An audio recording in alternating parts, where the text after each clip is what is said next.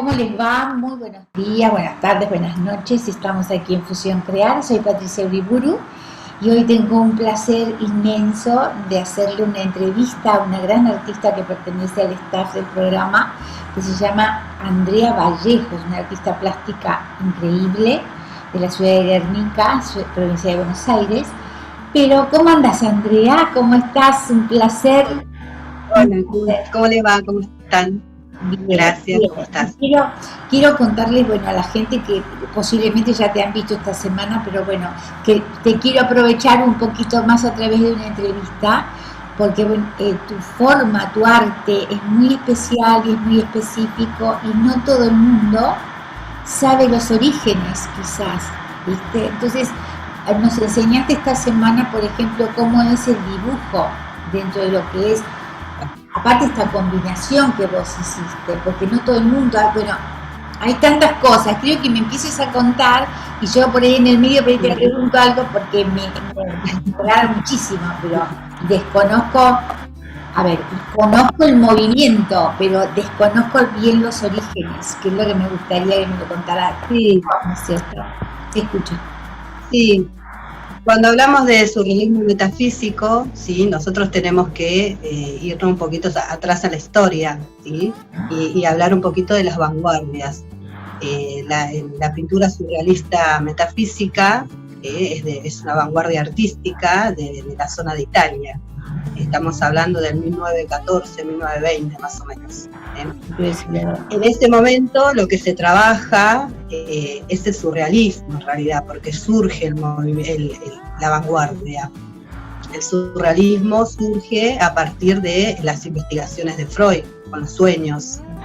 Entonces, lo que toca el surrealismo es toda esta concepción de la idea del inconsciente y de cómo uno sueña y cómo puede esa imagen trascender en una pintura, ¿no? Eso por un lado. Pero dentro del surrealismo se abre una línea distinta que tiene que ver con otras concepciones que aportan los objetos. ¿Sí? O sea, nosotros lo que trabajamos el concepto de los objetos dentro de la obra. ¿Sí? Entonces lo que hace De Chirico, que es uno de los representantes más importantes dentro del surrealismo metafísico, lo que muestra él en su obra es la presencia del objeto como desubicado o descolocado de la imagen. ¿Sí? Entonces, el objeto aparece diciendo algo que tiene que ver con su esencia, con la esencia de lo que es. Entonces ahí se marca la diferencia. Dijimos que el surrealismo, por un lado, trabaja todo lo que es la idea de los sueños, ¿sí? De las investigaciones, del inconsciente, y el surrealismo metafísico involucra la metafísica, ¿sí? La metafísica de Nietzsche, ¿sí? Que habla de la sinrazón del ser humano, que el ser humano vive y su razón de ser es la sinrazón misma. Entonces acá aparece la concepción de los objetos, ¿sí? Entonces por ahí nosotros cuando vemos elementos que empiezan a aparecer en la obra o objetos que aparecen en la obra, uno por ahí, más allá de verlo y pensar, colocó una silla, como pasó con Picasso cuando empieza a trabajar el collage y cuando empiezan a aparecer objetos en la obra, uno empieza a ver el objeto en la obra y trata de entender por qué el artista puso el objeto en la obra. Entonces va a haber personas que digan, es una silla, un simple objeto que está ahí. Y va a haber otro que va a poder contextualizar el objeto dentro de la obra. Ahora, y es ahí... Perdón que te interrumpa un minuto. Hablaste a Picasso, pero a Picasso nosotros lo cerramos más que nada dentro del cubismo.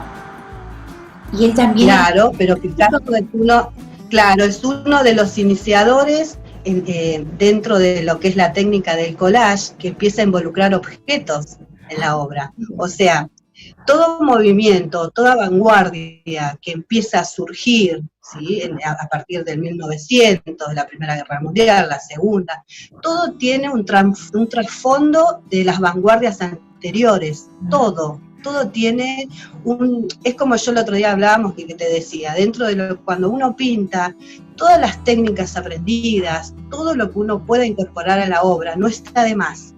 aunque uno se ponga a hacer, no sé, un decoupage dentro de la obra, hacia la obra en sí, porque uno se apropia de diferentes técnicas, diferentes vanguardias y diferentes movimientos para crear.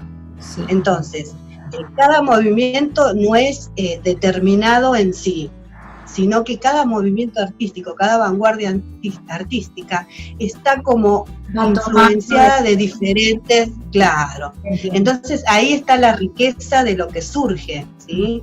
Entonces el arte metafísico cuando surge y va tomando de otras líneas artísticas, sucede esto, ¿sí? Sucede que aparecen los objetos en la obra y uno puede contextualizarlo.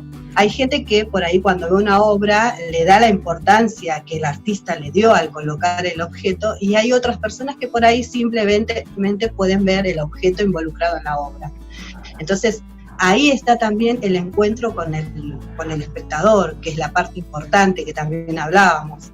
El espectador es importantísimo porque se involucra en esa obra y trata de entender qué es lo que el artista dice y por qué colocó ese objeto en particular en su obra, o esa técnica en particular. Entonces surge esta idea de los espacios, del encuentro de los espacios. Entonces uno puede trabajar una imagen hiperrealista o realista en conjunto con la presencia de algún objeto o algún elemento que no es tan real. Entonces trabajamos los espacios y podemos crear la obra diciendo cosas. Sí.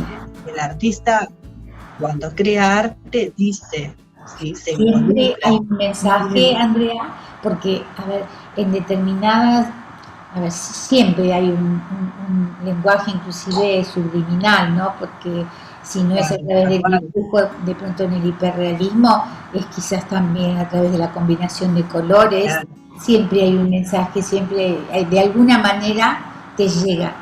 Pero en el caso de la obra metafísica siempre hay un concepto, siempre hay algo, un mensaje definitivamente que el artista está queriendo dar, y ese mensaje debe ser claro para el que lo está observando, o el que lo observa le puede dar otra interpretación. No, el que lo observa puede dar otra interpretación diferente, es así. O sea, el artista crea la obra, ¿sí? Y el espectador la define, ¿sí? Porque el artista no quiere ni determinar, ni generar ideologías, ni provocar pensamientos que no... Es tan propio involucrarse con la obra que el espectador tiene esa posibilidad, ese plus de poder entender de otra manera, y eso está buenísimo, y es a lo que aspira mi trabajo por ahí, ¿no? A que yo pueda presentar un trabajo y que la otra persona se involucre de manera que le busque la vuelta y que pueda entenderse a sí mismo dentro de la obra. Sí, André y Isa, me gustó, me quedó picando esa frase que dijiste de lo metafísico, de vivir la razón sin razón. ¿Cómo la definirías vos? Sí, en una de las frases, que trabaja Nietzsche, dice que el árbol es árbol en sí y él no tiene la razón de saber que da aire para respirar. Entonces el árbol existe sin razón de ser, sin razón, sin saber que tiene esta función de ser para el otro. Entonces es la sin razón del ser mismo. Entonces el ser humano es un poco así, ¿no? Esta cosa de que uno siempre está buscando ese qué que puede dar o dejar. Y bueno, a mí me funciona que a través de lo que puedo llegar a pintar o a crear, yo creo que esa es mi sin razón. Vamos. Y por ejemplo, con respecto a los objetos, ¿qué objetos? Porque cuando diste esta clase esta semana, recuerdo que decías, voy a dibujar o dibujo sin pensar, sin corregir.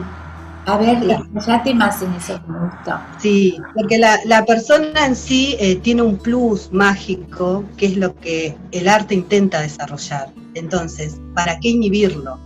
¿Para qué borrarlo? ¿Para qué no hacerlo? Si es lo que soy y lo que digo. Yo plasmo, yo cuando estoy dibujando, pintando, es mi plenitud toda la que está ahí. es la propia esencia de lo que está dentro de mí. No estoy hablando del ser en sí, ¿sí? No estoy hablando de mi persona y de mi perfil en la sociedad. Claro. Yo en ese momento que es único, cuando uno crea o cuando uno dibuja, o por eso yo a mis alumnos yo siempre les digo, siéntense libres al dibujar, porque yo cuando veo sus dibujos, los estoy viendo realmente. Cuando veo lo que ustedes están haciendo, yo los estoy viendo en su plenitud, estoy viendo en su esencia lo que son.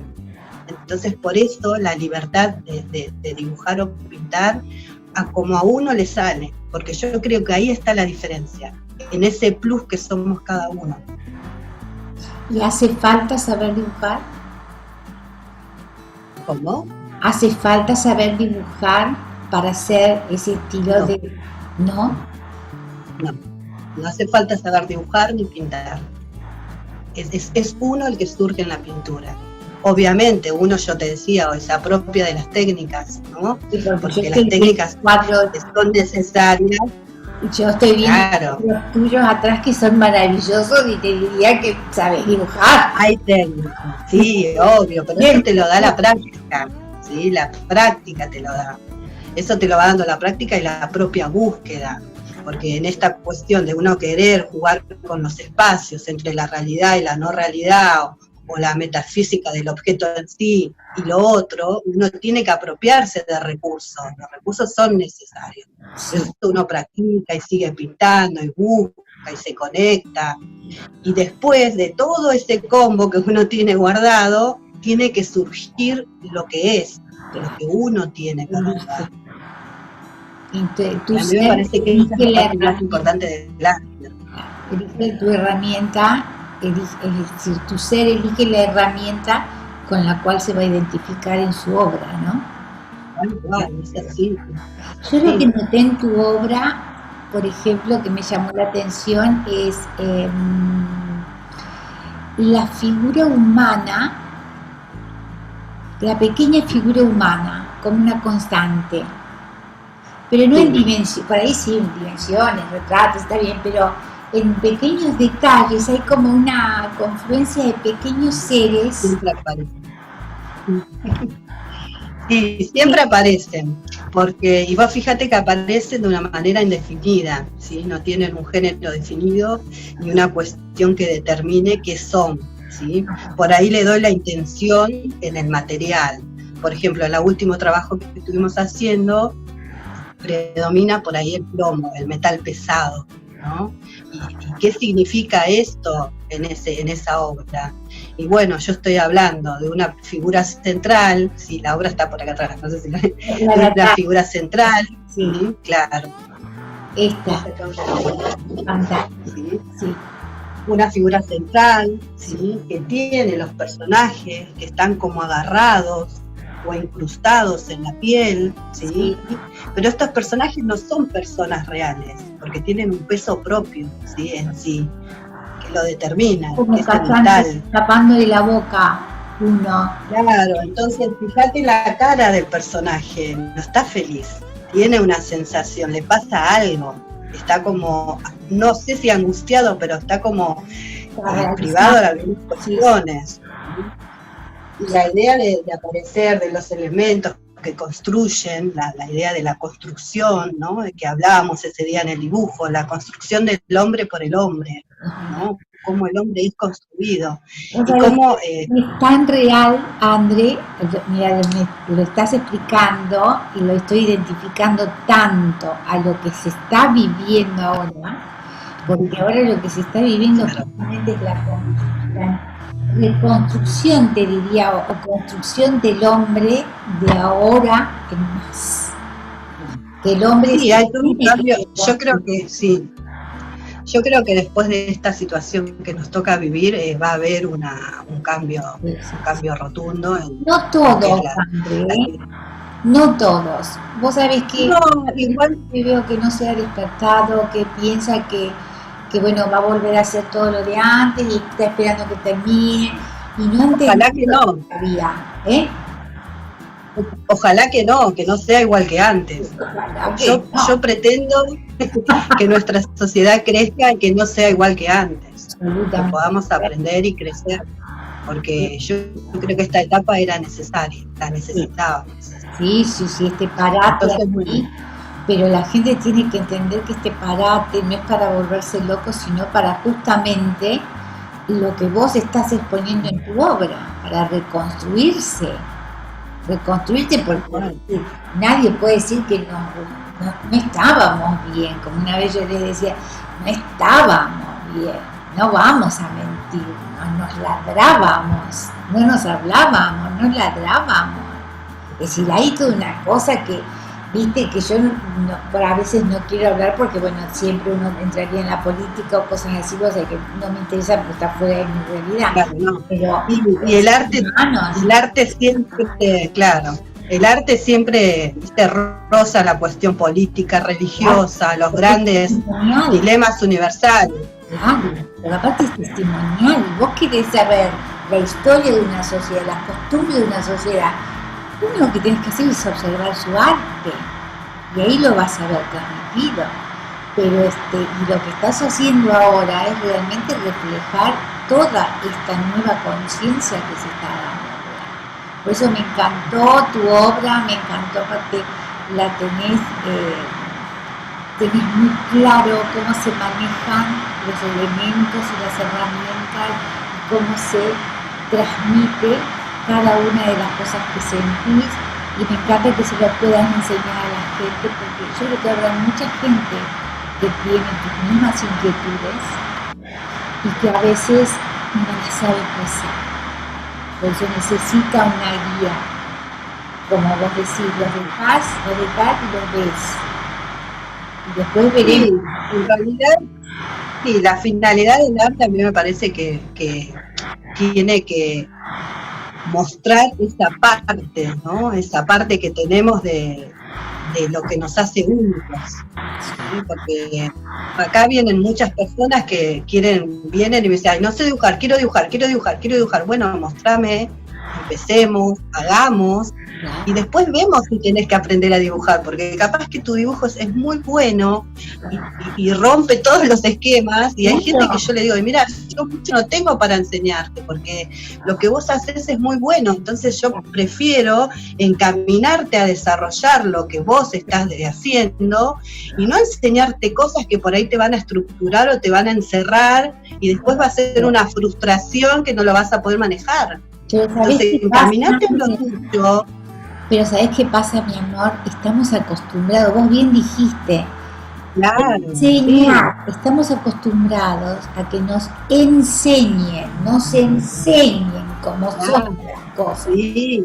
Entonces, cuando se encuentran de pronto con una persona como vos, que en realidad querés saber lo que ellos hacen, se descolocan completamente. Se descolocan y se enamoran del taller, porque me lo dicen que los espacios, que ellos no encuentran un espacio parecido por esta cuestión, que cuando la persona se acerca, la búsqueda la transitamos juntos. O sea, la persona viene a transitar un camino hacia el arte, y yo estoy al lado acompañándolo porque yo también estoy aprendiendo. Entonces todo el tiempo es esta cuestión de que yo encamino, ellos me caminan, todo el tiempo. Entonces ahí es el aprendizaje pleno para mí. Entonces funciona de esa manera. Vos sabés que yo tengo la ilusión, André, de que, bueno, cuando termine este año, las cosas, por lo menos simplemente podamos salir nomás, y me encantaría armar una exposición con todas las obras de los artistas del programa, por supuesto, y bueno, después cada uno hará de sus artistas, pero así poder tener un espacio para que se pueda mostrar todas las obras que se han hecho este año, que son muchas, van a ser muchas, de una calidad increíble, hermosa. Yo te agradezco profundamente que estés con nosotros, porque nos enriqueces horrores, no solo al programa, sino también al público, a la gente que hace tantos años nos sigue a través de Fusión Crear. André, bueno, te agradezco mil por todo. Esta semana va a salir no solo esta entrevista, sino que va a salir ya la pintura de tu obra. Porque supongo que también te habrás tenido mucho que decir. Y bueno, seguir enseñándonos, porque enseñándonos no, educándonos, sacando lo que tenemos nosotros. Y a mí me gusta decir trascendiendo en el otro. Perfecto, señora, me encantó. Estamos en la misma onda, me parece. André, muchísimas gracias. Mandé un beso enorme a Mica. Y bueno, muchísimas gracias. Perfecto, gracias a vos. Bueno, y bueno, gracias, cuando gusten. ¿Cómo? Que nos vemos cuando gusten. Sí, por eso te digo, a todos, aparte que hay que recordarle a todos el público maravilloso, no solamente de Argentina, sino que a través de esto tenemos una oportunidad tremenda, en el caso de Andrea, como los otros artistas, que dan clases online, y clases y seminarios, y bueno, las clases, como dice Andrea, me parece que serías un taller que yo elegiría para ir. Muchas gracias, muy amable. Sería fantástico y me relajaría mucho, porque como vos bien dijiste antes, el tema del dibujo, esa señora que se te hace, yo sería una de esas señoras que se te acerca y te dice, por favor, enséñame a dibujar. Porque para mí es algo que me paraliza completamente. Y hoy estás dando... Paraliza, sí. Y vos fíjate que el dibujo paraliza porque tiene una cuestión muy, muy profunda, que es concretizar lo que uno ve y lo que uno piensa. O sea, fíjate qué importante que es, ¿no? Y a veces concretizar el dibujo como uno lo piensa y como uno lo siente, la fuerza que tiene ese dibujo. Sí. Por eso yo siempre prefiero ver cómo es el dibujo, para ver si realmente hay que hacerle alguna proyección o no, porque, y bueno, y está el que sí quiere técnica, y bueno, vamos con la técnica, que es algo más frío y es otra cosa más precisa, así pasa por ahí. Cada uno tiene su forma de expresarse. Por supuesto, todo es válido. La señora me va a trabajar, me va preparando otra de las cosas lindas. Bueno, muchas gracias. Seguramente. Te mando un beso enorme y bueno, la semana que viene te vamos a ver 2 veces, así que la gente va a estar contenta. Muy amable, muchas gracias. Nos estamos viendo, adiós. Gracias. Y ahora me despido del programa y de la gente, del público. Espero que les haya gustado y sobre todas las cosas espero que les haya servido, porque en la vida no se hacen las cosas de una sola manera. Hay muchas maneras y todas son válidas. Y lo increíble y lo maravilloso es enriquecerse aprendiendo cada una de esas. Y acá tenemos un gran ponente. Así que un beso enorme a todo el público de Fusión Crear. Un beso enorme para todos. Espero que les haya servido.